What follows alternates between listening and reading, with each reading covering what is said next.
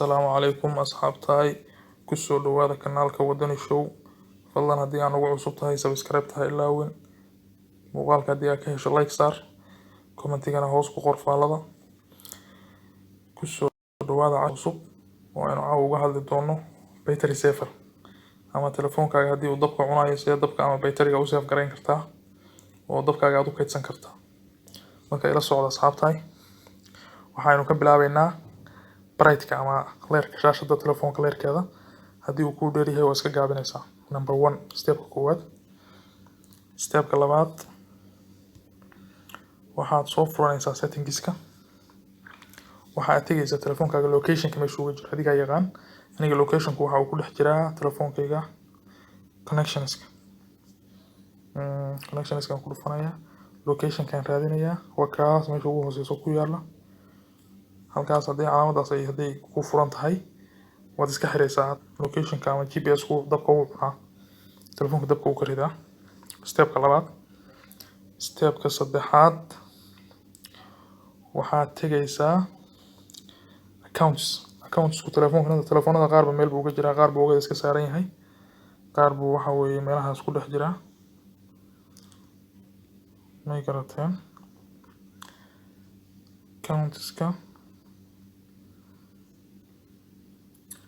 accounts-kani hadda waxay ku dhex jiraan baan qiyaasayaa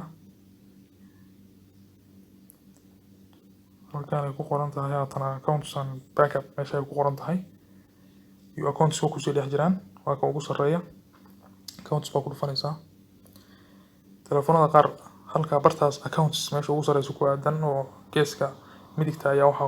wuxuu ku leeyahay saddex dhibcood baa furaysaa kadibna tigta ka qaadaysaa tusaale ahaan aniga telefoonkayga hadda tigta wuxuu ku leeyahay hoos meesha ugu hooseysa autocentric personal data bartaas waa sidaas marka horeeto tigtaas iska qaadaysaa waxaa ka dhigaysaa off waad ka noqonaysaa waa stepka saddexaad stepka afraad ayaan u gudbaynaa waxaad tegaysaa settingska ku noqonaysaa waxaad tegaysaa display bartaas ay ku qoran tahay display baad tegaysaa kadib waxaad raadinaysaa telefoonada qaar buu wasi aniga waa qaar waa meel sleep baa ku qoran waa shaashada telefoonka ama screenka inta ay soo jeediso kadib markaa shaqada ka joojiso waa taasa screen time out baan igu qoran hadii 30 daqiiqo ku tahay waxa ka dhiganaysaa inta ugu yar hadii 30 second 1 daqiiqo 2 daqiiqo wax noocaas ka dhiganaysaa si shaashadu markaa shaqada ka joojiso aysan waqti badan u soo jeedin waqti badan aysan u daaraan ee u seexato 1 daqiiqo ka dhigan kadhaa stepka afraad stepka ugu dambeeya oo shanaad waxaad tagaysaa isla settingska waxaad tagaysaa meesha ay ku qoran tahay security telefoonada qaar ba si waaye aniga hadda security waxa uu ku dhex jiraa waa kana device care buu ku dhex jiraa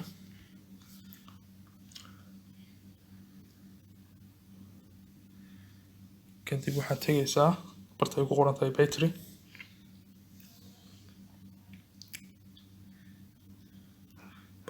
ku qoran tahay markaad tagtid saddexda dhibcood ee oogada waa ku dhufanaysaa settings buu ku geenayaa kadib waxaad samaynaysaa meesha ay ku qoran tahay sorry waxaan u malaynayaa halka battery usage ku qoran tahay waa ku dhufanaysaa kadib waxa ku qoran halkaas aad ku dhufanaysaa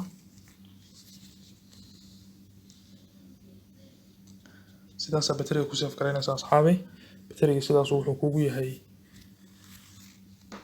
la macdaabe sidaas uu kugu save garoobaya waqti badan ku haynaya oo ku mahadsan tahay daawashada muuqaalkan